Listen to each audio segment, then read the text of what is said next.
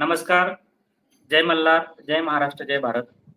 सर्वांचं धनगर समाज जागृती चॅनलवरती मनापासून स्वागत. आता आपला जो विषय आहे तो विषय आहे अर्थातच रेवंत रेड्डी जे मुख्यमंत्री आहेत तेलंगणाचे. त्यांनी आरक्षणाची जी वर्गवारी केलेली आहे, ज्या पद्धतीनं एससी एसटी आरक्षणाची वर्गवारी करून विविध जात समूह वर्गांना त्या ठिकाणी आरक्षणाचा लाभ देण्याचा आणि जे लाभ कक्षेच्या बाहेर राहिलेले आहेत त्यांना विशेषतः लाभ मिळवून देण्याचा प्रयत्न या माध्यमातून केलेला आहे. भारतभर हा विषय एका जजमेंटच्या आधारे गाजला जातोय आणि महाराष्ट्रामध्ये देखील अशा पद्धतीनं देवेंद्र फडणवीस निर्णय घेणार का, तशा पद्धतीची त्यांनी समिती देखील मागचं सरकार जाण्याच्या अगोदर गठीत केली होती वर्गवारीच्या संदर्भातला अभ्यास करण्यासाठी. आणि मग तो वर्गवारीचा अभ्यास करून या समितीच्या माध्यमातून एससी एसटीचं वर्गीकरण करून या राज्यामध्ये देखील जे उपेक्षित आहेत, आरक्षणाच्या कक्षेच्या बाहेर आहेत, त्या समाज समूहांना लाभ होणार का, हा विषय आजच्या चर्चेच्या संदर्भातला आहे. त्याचं बॅकग्राऊंड आपल्या समोर सगळ्यांच्या समोर असणं गरजेचं आहे. सोबत गणेश जे आहेत, सर्वांचं स्वागत करतो आणि तेलंगणातली सध्याची स्थिती वर्गवारी आपल्या समोर ठेवतो. आपल्या सर्वांना देखील विनंती करेल की हा विषय आपल्या दृष्टीनं फार महत्वाचा आहे, कारण की कुठल्याही जात समूहाला नाराज न करता जो नेहमी दावा असतो सरकारचा की जर हे आले तर यांना कसं होईल, त्यांना कसं होईल, तर तो त्रास आपल्याला न होता देखील आपल्याला या वर्गवारीच्या माध्यमातून एसटीचं आपली जी हक्काचं आरक्षण आहे त्याची अंमलबजावणी करण्यासाठी खरं तर सरकारला एक सुवर्ण संधी आलेली आहे. आणि या सुवर्ण संधीचं सोनं सरकारने देखील केलं पाहिजे. आपल्या त्या पक्षातले सत्ताधारी पक्षांचे आमदार असतील, मंत्री असतील, यांनी देखील या बाबी त्यांच्या निदर्शनास आणून देऊन त्यांना देखील याचं क्रेडिट घ्यावं. जसं आपण एक कमेंट केलेली आहे की 50,000 ढोल तर वाजलेच पाहिजेत. हे रचनात्मक काम आहे, त्याचबद्दल गोपीचंद पडळकर यांचं अभिनंदन. पण आरक्षणाचा ढोल त्यांनी वाजवावा, कारण गेल्या 7 वर्षापूर्वी त्यांनी आपल्याला एक अखेरच्या लढ्याच्या माध्यमातून आश्वस्त केलं होतं. ते आश्वासन देखील त्यांच्या हातून पूर्ण व्हावं आणि ते देखील अभिनंदन करण्याची आपल्याला संधी मिळावी, असं या कार्यक्रमाच्या निमित्ताने आपल्या समोर ठेवतो. खरं तर तेलंगणामध्ये अनुसूचित जमातीचं जे आरक्षण आहे एससीचं ते 15% आहे आणि त्याची विभागणी जी आहे ती 3 गटांमध्ये केलेली आहे. जो पहिला गट आहे तो 1% आरक्षण दिलेला आहे. दुसरा गट जो आहे त्याला 9% आरक्षण दिलेलं आहे आणि तिसऱ्या गटामध्ये साधारणपणे 5% आरक्षण दिलेलं आहे. आता पहिल्या गटामध्ये साधारण 15 ज्या जाती जमाती आहेत त्यांचा समावेश, ज्याच्यामध्ये सामाजिक, आर्थिक आणि शैक्षणिक दृष्ट्या मागासलेल्या जातींसाठी 1% दिलेला आहे. दुसरा गट जो आहे तो 9% आहे, त्याच्यामध्ये आता 18 जातींचा समावेश आहे. यानंतर तिसरा गट जो आहे तो साधारणपणे 26 जातींसाठीचा गट आहे. हे वर्गीकरण रिसेंटली म्हणजे 14 एप्रिल 2025 पासून लागू झालेलं आहे. हे लागू करणार, ज्या सुप्रीम कोर्टाच्या निर्णयाला लागू करणारं तेलंगणा हे पहिलं राज्य असून यावरून आता विविध ठिकाणी चर्चा, मतमतांतर सुरू झालेले आहे. आता ही वर्गीकरणाची जी काही माहिती आहे, पद्धत आहे आणि ह्या वर्गीकरणाच्या पद्धतीच्या माध्यमातून ही योजना डॉक्टर बाबासाहेब आंबेडकरांच्या जयंतीच्या निमित्तानं 14 एप्रिललाच त्यांनी लागू केलेली आहे आणि एक विशेष संदेश दिलेला आहे की जे वंचित आहेत, आरक्षणाच्या लाभापासून वंचित समूह आहेत, त्यांना या कक्षेमध्ये आणून लाभ देणं म्हणजे जे सरकारचं उत्तरदायित्व असतं की जे समूह सरकारी लाभापासून वंचित आहेत, आरक्षणाच्या लाभापासून वंचित आहेत, त्यांना हा लाभ मिळवून देणं. खऱ्या अर्थानं राज्यामध्ये गेले 75 वर्षापासून आपण देखील म्हणजे महाराष्ट्राची निर्मिती होऊन जवळपास 74 वर्ष होऊन गेलेले आहे आणि यानंतर देखील आपण त्या लाभाच्या प्रतीक्षेत आहोत. म्हणजे आपण देखील एक पीडित आहोत, उपेक्षित आहोत आणि त्या दृष्टीनं हा जो काही निर्णय आहे तेलंगणा सरकारचा, या राज्य सरकारने त्याचा अभ्यास केला पाहिजे. वर्गीकरणाचा तपशिलामध्ये ज्या बाबी आहेत, वर्गवारी केलेली आहे, ते अत्यंत चांगल्या पद्धतीचे आहे. जर आपण अभ्यास करायचा म्हटलं त्या विषयाचा, आरक्षण टक्का बघितला आणि त्याच्यामध्ये लाभ घेतलेले जे आहेत यापूर्वीचे घटक, जे वर्गवारीमध्ये आपण बघितलं असेल, विशेष लाभ घेतलेल्या घटकांचं आरक्षण म्हणजे सरसकट 15% मध्ये घेत होते आणि तेच पिढ्यानपिढ्या लाभार्थी बनत होते, त्यांचं आरक्षणाचा टक्का यामध्ये कमी केलेला आहे. आणि जे राहिलेले आहेत लाभापासून वंचित राहिलेल्या अनेक जाती जसं महाराष्ट्रामध्ये देखील आहेत.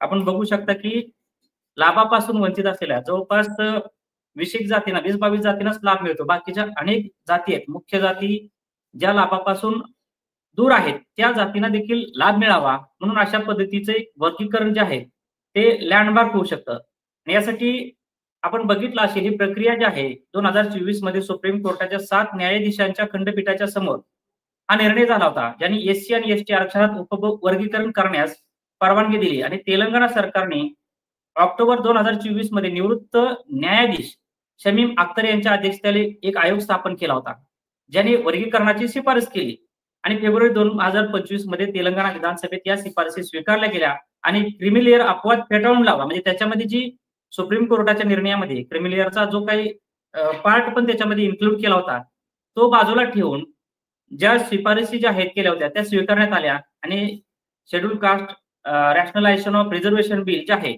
2025 हे संमत करून त्याची अंमलबजावणी 14 एप्रिल पासून करण्यात आलेली आहे. आणि राज्य सरकार महाराष्ट्राच्या राज्य सरकारने देखील अशा पद्धतीची समिती केली होती. खरं तर ते देखील निवृत्त सेवानिवृत्त किंवा निवृत्त न्यायाधीशांच्या माध्यमातून एक समिती करून त्याचा अभ्यास करून आतापर्यंत यावरती निर्णय घेणं गरजेचं होतं. कारण की महाराष्ट्र हे पुरोगामी राज्य आहे, पुढारलेलं राज्य आहे आणि या राज्यानं अशा पद्धतीचा निर्णय गणेशजी घ्यायला पाहिजे होता. तुम्हाला काय वाटतंय?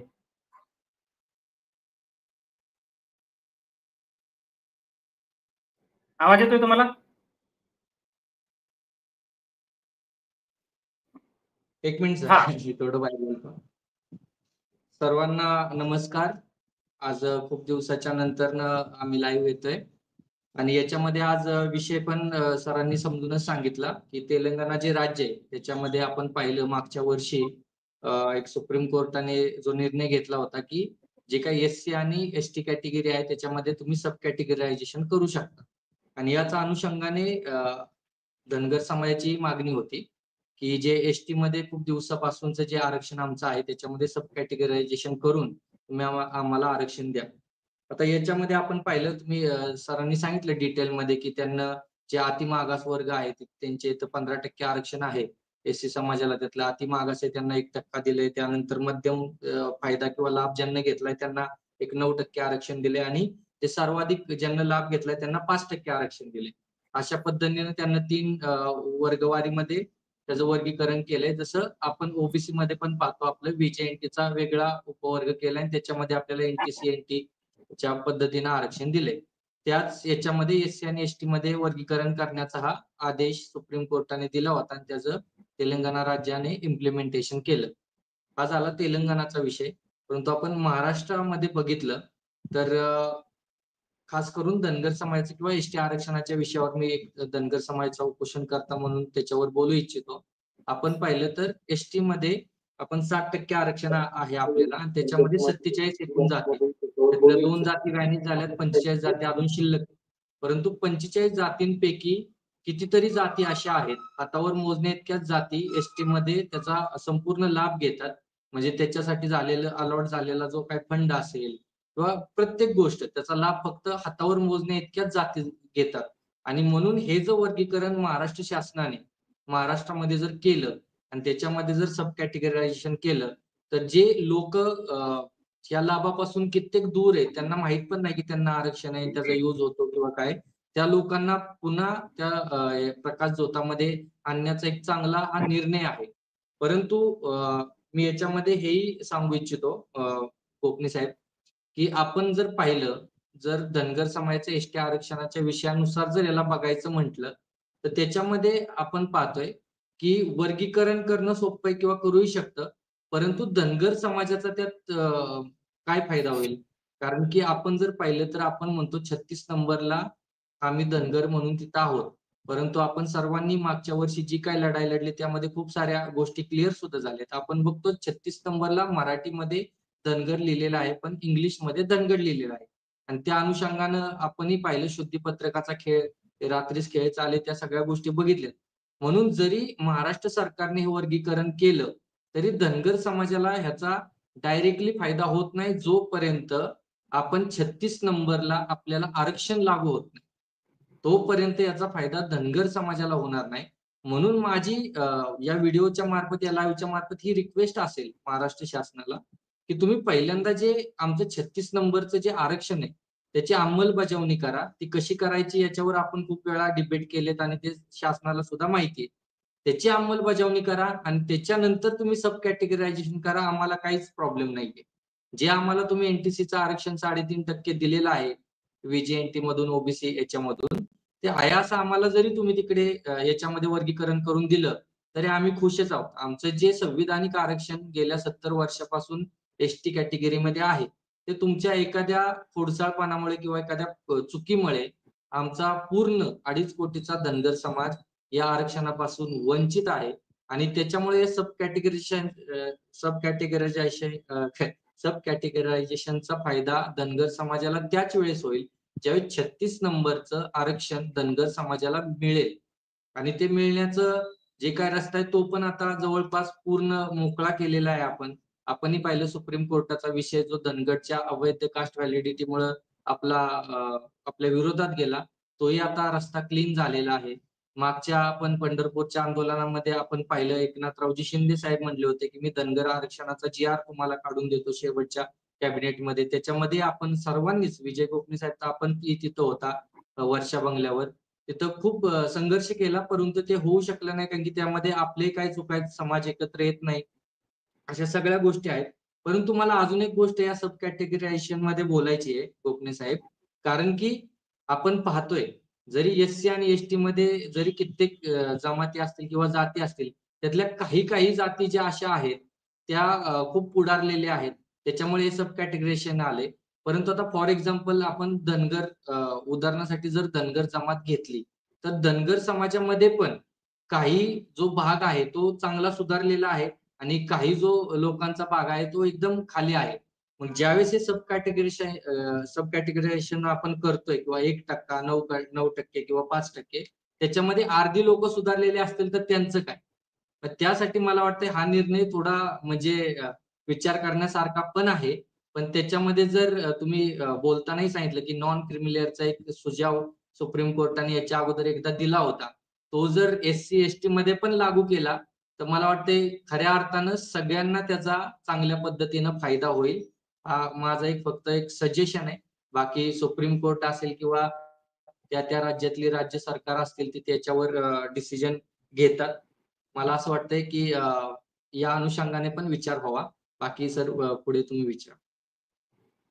खरं तर राज्य सरकारला जे अडथळे होते की डायरेक्ट आपल्याला द्यायचं म्हटलं तर एकतर मोठ्या संख्येनं असलेला महाराष्ट्रातला समाज जो डायरेक्ट आल्यावरती बाकीच्यांना त्रास होईल लाभाचा, तर त्याच्यासाठी देखील आता ह्या वर्गीकरणाचा आपल्याला फायदाच होऊ शकतो. दुसरी बाब आहे की आपली संख्या त्याच्यामध्ये ऍड झाली तर आरक्षणाची मर्यादा जी आहे आता प्रस्तावित आहे की 2026 ला जनगणना होऊ शकते आणि त्याच्यामुळं नजीकच्या काळामध्ये जनगणना असल्यामुळे सरकारला तो देखील अडथळा राहणार नाही की जनगणना होईल आणि त्या जनगणनेमुळे काय होईल की SC आणि ST साठी आपल्याला माहिती आहे की लोकसंख्येच्या प्रमाणामध्ये 100% आरक्षण असतं.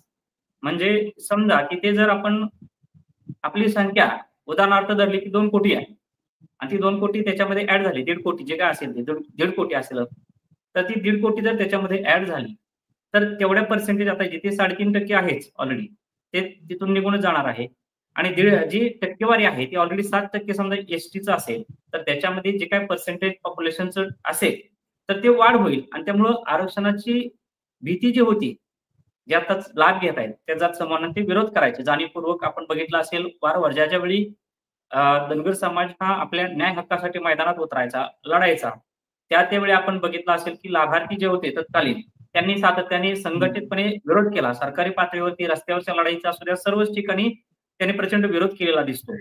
खरं तर ही गोष्ट जी आहे आपल्यासाठी एक दरवाजा ओपन झालेला आहे आणि सरकारला तर फार यामधून चांगली संधी निर्माण झालेली आहे.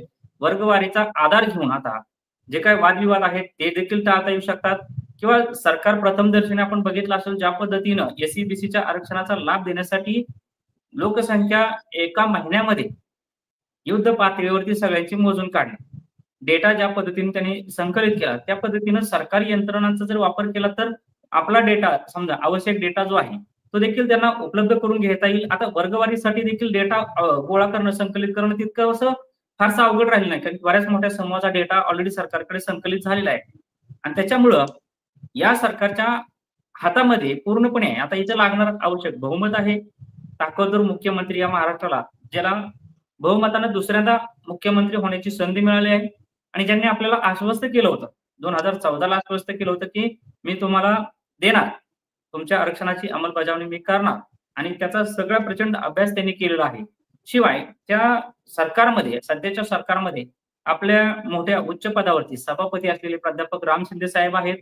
शिवाय सरकारच्या बाजूला आपण जर बघितलं असेल गोपीचंद पडळकर यांच्यासारखे ताकदीचे आमदार ज्यांचं वजन मुख्यमंत्री देवेंद्र फडणवीस यांच्याजवळ फार चांगलं आहे आणि त्यांनी खऱ्या अर्थाने या गोष्टीकडे लक्ष दिलं पाहिजे. बाकीच्या गोष्टी ते करतायत त्याबद्दल कुठलाही वाद नाही. त्यांनी केलं पाहिजे, समाजासाठी रचनात्मक काम करतायत म्हणतायत ते देखील केलं पाहिजे. परंतु जे 7 वर्षापासून त्यांनी दिलेलं आश्वासन जे रखडलेलं आहे तो अखेरचा लढा अद्यापही अखेरच्या टप्प्यातच आहे आणि तो पूर्ण व्हावा जेणेकरून त्यांचं स्वप्न देखील पूर्ण होईल. सर्व समाज आशेनं त्यांच्याकडे बघतोय की जे पडळकरांनी देखील आश्वासन दिलं होतं त्याची देखील पूर्तता होईल. अन्यथा पुन्हा पूर्वीच्या नेत्यांची जी आश्वासनं मिळायची आणि ती पाळली नाही जायची, केवळ पक्षाच्या धोरणांप्रमाणे काम करायचं, पक्षासोबत समाज जोडायचा, अशा पद्धतीची समाजामध्ये भावना निर्माण होण्याला देखील तितकाच वाव आहे आणि दुर्दैवानं तसं होऊ नये. आपले नेतृत्व याच्यामुळेच फार मोठी होऊ शकलेली नाहीत. कारण की समाजाच्या प्रश्नांवरती, समाजाच्या हितासाठी ज्या ज्यावेळी भूमिका घ्यायची वेळ आली त्यावेळी तिथं घेऊ शकले नाहीत. कारण की तेवढा त्यांच्यावरती त्या पक्षाचा, पक्षाच्या नेत्यांचा दबाव असायचा आहे. परंतु पडळकर त्याला अपवाद ठरावेत अशा पद्धतीची सर्वांचीच भावना आहे आणि आपण बघितलं असेल सोलापूरमध्ये शेखर बंगाळे यांनी देखील ज्या पद्धतीनं भूमिका मांडली की ह्या गोष्टी त्यांच्या लक्षात आणून देण्याचा त्यांनी प्रयत्न केलेला आहे आणि निश्चितपणे मला वाटतं तो विषय सगळ्यांच्याच ध्यानामध्ये आलेला आहे आणि नजीकच्या काळामध्ये आपण सगळ्यांनी या विषयाकडे गांभीर्याने पाहिलं पाहिजे आणि सर्वांनी माझ्या तर डोक्यामध्ये असं आहे की आपण शिष्टमंडळ जे आहे ते शिष्टमंडळ पुनश्च पडळकरांच्या भेटीला घेऊन गेलं पाहिजे आणि त्यांच्या माध्यमातून मुख्यमंत्र्यांकडे हा विषय लावून धरून तातडीनं हा विषय निकाली लावला पाहिजे. कारण प्रचंड नुकसान या समाजाचं होत चाललेलं आहे. दिवसेंदिवस आपण बघतोय ना नोकऱ्यांची नव्यानं कुठे आपल्याला जाहिराती येताना दिसत आहेत. आपल्या जे प्रवर्गाच्या जागा निघतायत त्याच्यामध्ये जसं आता बीएमसीच्या याच्यामध्ये जागा पाहिल्या तर तिथे कुठल्याही प्रकारची जागा आपल्यासाठी आरक्षित नाही. अशा पद्धतीनं अनेक जाहिराती आल्या. शिक्षकांची जाहिरात आली त्याच्यामध्ये देखील तीच स्थिती होती आणि त्याच्यामुळं कुठेतरी आपल्याला नोकरीची संधी मिळत नाही. आपल्याला लोकांना आर्थिक बजेटरी प्रोव्हिजन जे आहे ती स्वतंत्र बजेटरी प्रोव्हिजन सरकारकडनं होताना दिसत नाही. योजना येत आहेत, जाहीर होत आहेत, त्याबद्दल सरकारचं अभिनंदन आहे. परंतु त्याची अंमलबजावणी जर बघितली, योजनांवरती होणारी तरतूद असेल त्याची अंमलबजावणी होताना दिसत नाही. नुसत्या घोषणा होतात. 10,000 कोटीचं एक महामंडळ होणार होतं ते देखील अद्याप सरकारने पूर्ण केलेलं नाही. अहिल्यादेवींच्या जयंती निमित्तानं त्रिशताब्दी जयंती वर्षाच्या निमित्तानं सरकार काय उपक्रम घेत आहे त्याबद्दल सरकारचं खरोखरच अभिनंदन आहे. एक कॅबिनेट देखील होऊ घातलेले आहे चौंडीमध्ये, त्याबद्दल देखील सरकारचं अभिनंदन. चौंडीमध्ये देखील 31 मेला मोठा कार्यक्रम त्रिशताब्दी जयंती वर्षाच्या निमित्ताने होतोय त्याबद्दल देखील आपण त्यांचं सगळ्यांनीच अभिनंदन करायला पाहिजे. पडळकरांनी जो एक रचनात्मक उपक्रम घेतलेला आहे त्याबद्दल देखील त्यांचं आपण सर्वांनी अभिनंदन केलं पाहिजे. परंतु कुठेतरी त्यांना हे देखील जाणीव करून दिली पाहिजे की आपल्याला आरक्षणाचा ढोल देखील वाजवायचा आहे, तो ताकदीने वाजवला पाहिजे आणि तातडीनं एवढ्या वर्ष प्रलंबित असलेला प्रश्न जो आहे या ताकदवर सरकार 235 आमदारांचं बळ असणारे सरकारने हा विषय तातडीने निकालात काढावा आणि आपण सगळ्यांनी देखील यासाठी प्रयत्न करावेत. त्यांना स्मरण करून द्यावं, जागोजागी जिथे भेट होईल तिथे त्यांना स्मरण द्यावं, स्मरणपत्र द्यावेत, जेणेकरून या माध्यमातून जसं आम्ही पुण्यामध्ये आमदारांच्या सत्काराच्या कार्यक्रमावेळी दत्तमामा भरणे असतील, प्राध्यापक राम शिंदे सरांना असेल, या सर्वांना लेखी पत्र दिलं की त्या आरक्षणाची अंमलबजावणी जी आहे ती अजून प्रलंबित आहे. त्यामुळं आपण यावरती सर्व प्रकारे तोडगा काढू शकता. आपण सगळेजण हुशार आहात, सगळं डॉक्युमेंटेशन सरकारकडे आहे आणि सरकार काही करू शकतं. सरकारची इच्छाशक्ती असेल तर राज्यामध्ये आणि केंद्रामध्ये एकाच पक्षाचं सरकार आहे, एका विचारांचं सरकार आहे आणि त्याच्यामुळं धनगर समाजावरती एवढ्या वर्ष झालेला अन्याय जो आहे तो दूर करून न्याय देण्याची संधी, जी पुण्यश्लोक अहिल्यादेवी होळकरांचं कार्य कारभार ज्यासाठी ओळखला जायचा की सर्वांना न्याय दिला जायचा, परंतु आज मात्र त्यांच्या त्रिशताब्दी जयंतीच्या वर्षाच्या निमित्तानं पुन्हा एकदा सरकारला आपल्याला स्मरण करून देण्याची वेळ आली की तो विचार जो आहे तो पुन्हा तुम्ही स्मरण करा आणि जी न्यायापासून वंचित असलेली ही जमात आहे धनगर जमात त्याला कुठेतरी आरक्षणाच्या अंमलबजावणीच्या माध्यमातून न्याय मिळवून द्यावा, एवढीच मला वाटते या कार्यक्रमाच्या निमित्तानं आपण त्यांना विनंती करूया आणि कार्यक्रम पाहणाऱ्या सर्वांना विनंती केली हा कार्यक्रम आपण जास्तीत जास्त बांधवांच्या पर्यंत शेअर करावा, जास्तीत जास्त लोकांच्या पर्यंत या विषयानं आरक्षण विषय पोहोचला पाहिजे. बोला.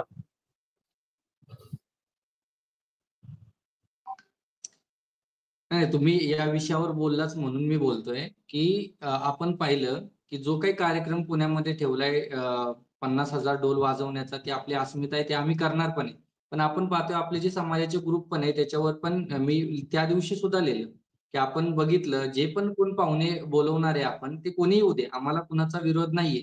मग ते कुठल्याही पक्षाचे असू दे, कुठल्याही गटाचे असू दे किंवा कुठल्याही म्हणजे कोणतेही असू देत. आमचा त्यांच्याशी काही संबंध नाहीये. परंतु जे सत्ताधारी लोक जर तिथे येणार असतील, मग ते केंद्रीय मंत्री असतील किंवा राज्यातील मंत्री असेल आणि ज्यांना आम्हाला आश्वासनं दिलेत, त्यांना येताना फक्त एक लक्षात ठेवावं, की येताना तुम्ही किमान ही 300वी जयंती आहे अहिल्यादेवी होळकरांची, तर 300 सर्टिफिकेट तुम्ही एसटीचे प्रमाणपत्र घेऊन 300 धनगर बांधवांना ते प्रमाणपत्र वितरित करावे त्या दिवशी, जेणेकरून ही जन्मजयंती जशी आपण विसरणार नाही, या पद्धतीची करायची ठरवली. त्या पद्धतीने तुम्ही जर 300 सर्टिफिकेट जर धनगर बांधवांना दिले, तर एवढा मोठा संघर्ष जो 70 वर्षाचा आहे, तो दूर होईल आणि हा पहिला टप्पा तुम्ही कंप्लीट करणार.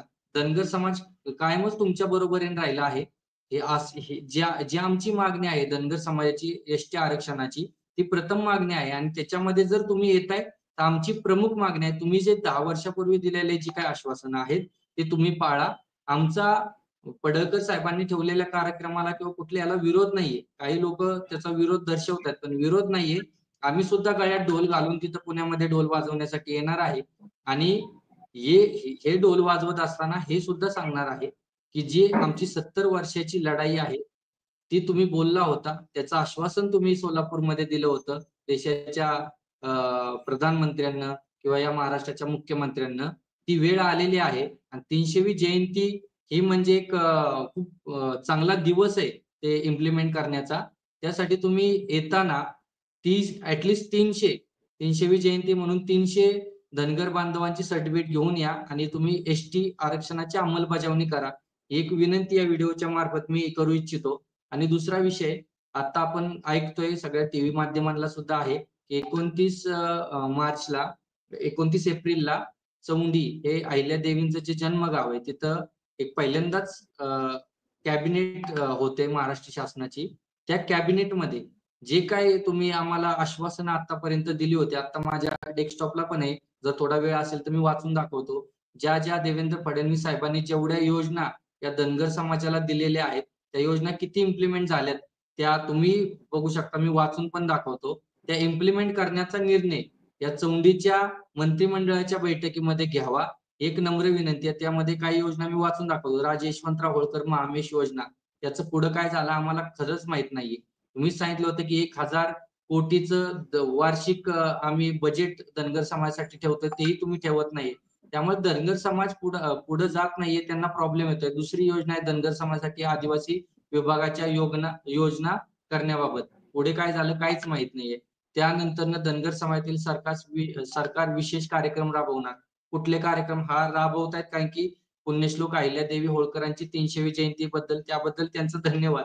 परंतु बाकी खूप साऱ्या गोष्टी आदिवासी विकास विभागामार्फत धनगर समाजासाठी विशेष कार्यक्रम 22 योजना त्यांना त्यावेळेस अलॉट केल्या होत्या, की जे आदिवासींना ते धनगरांना. ती एकही योजना आतापर्यंत लागू झालेली नाही आणि लागू झालेली असेल तर त्या विभागामध्ये एकही रुपया त्यामध्ये नसल्यामुळे त्याचा फायदा धनगर समाजाला घेता येत नाही. धनगर समाजातील विद्यार्थ्यांना इंग्रजी माध्यमाच्या निवासी शाळांमध्ये शिक्षण. आता तिथे ऍडमिशन तर होतंय, परंतु पैसेच नाहीत. त्यामुळे परत तिथे नुसती योजना तुम्ही हे करताय, सांगताय, परंतु त्या योजना अंमलात आणण्यासाठी जो काही फंड लागतो, तो फंड तुम्ही आम्हाला देत नाही. धनगर समाजातील बेरोजगार तरुणांना स्पर्धा परीक्षेसाठी आर्थिक सवलत. गोपने साहेब तुम्हाला माहिती आहे किती सवलत भेटते कुठं कुणाला? कितीतरी मुलं आम्हाला सुद्धा कॉल करतात. समाज कल्याणचे ऑफिसर आमच्याकडून नुसते फॉर्म घेतात, पण आम्हाला कुठेच हॉस्टेल्स प्रोव्हाईड करत नाहीत किंवा काय नाही. धनगर समाजातील विद्यार्थ्यांना स्पर्धा परीक्षाचे निवासी प्रशिक्षण. गोपने साहेब तुम्ही कुठं असं होताना बघितलंय का? पुण्यामध्ये तुम्ही राहता, कुठं निवासी प्रशिक्षण दिलं जातंय का? तुमच्या ध्यानात असेल तर सांगा. पण कुठंच काय होत नाही. म्हणजे एवढ्या सगळ्या योजना तुम्ही या 2019ला अनाउन्स केलेल्या सैनिक व पोलीस भरतीचे प्रशिक्षण देणार. कुठे देतायत का? काहीच नाही. त्यानंतर तुम्हाला धनगर समाजातील विद्यार्थ्यांना पंडित दीनदयाल उपाध्याय स्वयं योजना. ही योजना अनाउन्स केली, पण त्यात एक पण रुपया नाहीये. म्हणजे योजना तुम्ही देताय, आम्हाला तेवढ्यापुरती पानं आमच्या तोंडाला पुसताय. परंतु त्याचं इम्प्लिमेंटेशन करण्यासाठी जे पैसे लागतायत, ते फंड अलॉट तुम्ही करत नाही. म्हणून तुम्ही जर अहिल्यादेवींच्या गावामध्ये जिथं त्यांचा जन्म झाला, चौंडी या गावामध्ये, तिथं जर तुम्ही कॅबिनेट घेताय ना, तर या सगळ्या योजना इम्प्लिमेंट करण्यासाठी लागणारा जो काय फंड आहे तो तुम्ही अलॉट करा. ही खऱ्या अर्थानं त्यांचा जो 28 वर्षाचा जो राज्यकारभार होता त्या राज्यकारभार खरंच तुम्ही आत्मसात केलाय याचं उदाहरण तुम्ही तुमच्या म्हणजे तुम्ही पुढे ठेवण्यासाठीचा एक तुमच्याकडे चान्स आहे. त्यानंतर नवउद्योजक महिलांकरिता मार्जिन मनी योजना, काय याचं पुढे होतंय काय माहित नाही. गुणवत्ताधारक विद्यार्थ्यांसाठी वसतिगृह उभारणे. मला सांगा गोपने साहेब, तुम्ही कुठं ऑल ओव्हर महाराष्ट्रामध्ये कुठं वसतिगृह उभारलेलं ऐकलं तरी का? नुसते अनाउन्समेंट आहे किंवा त्याचं काम चालू झालंय, तुम्ही तरी ऐकलंय का कुठं? मला सांगा. कुक्कुटपालन या पक्ष्यांच्या या खरेदीसाठी व योजनेच्या संगोपनासाठी बाबतीमध्ये अर्थसहाय्य. वसतिगृह जे आहेत 4 विभागामध्ये हा ही वसतिगृह उभारणी करण्यासाठी त्या ठिकाणी शासन निर्णय निघाला. परंतु नाशिकमध्ये थोडंसं जागेची उपलब्धता जी आहे पशुसंवर्धन विभागाच्या तेवढी झाली, तिथे पुढे कार्यवाही अजून दिसत नाही. पण बाकीच्या ठिकाणी ना जागेची उपलब्धता, कुठल्याही प्रकारची जागा उपलब्ध झालेली नाही. 4ही डिव्हिजन मध्ये तशीच स्थिती आहे. त्याच्यानंतर दुसरा भाग होता की जसं आपण बघितलं सारथीमध्ये एक प्रोव्हिजन केलेलं आहे, जर तिथे हॉस्टेल्स नसतील तर तुम्ही इमारती भाड्याने घेऊन त्या ठिकाणी राहण्याची सुविधा निर्माण करू शकता. आता जर हॉस्टेल्स नाहीत, सुविधा उपलब्ध नाहीत, तर मग जागा भाड्याने घेऊन या सुविधा जी आहेत त्या चालू करायला पाहिजे होत्या या शैक्षणिक वर्षामध्ये. इम्प्लिमेंट करायला पाहिजे, ते करताना दिसत नाहीत. मी अजून काही योजना सांगतो, थोडा वेळ लागेल आपल्याला. कुक्कुट पक्ष्याच्या खरेदीसाठी व संगोपनासाठी अर्थसहाय्य.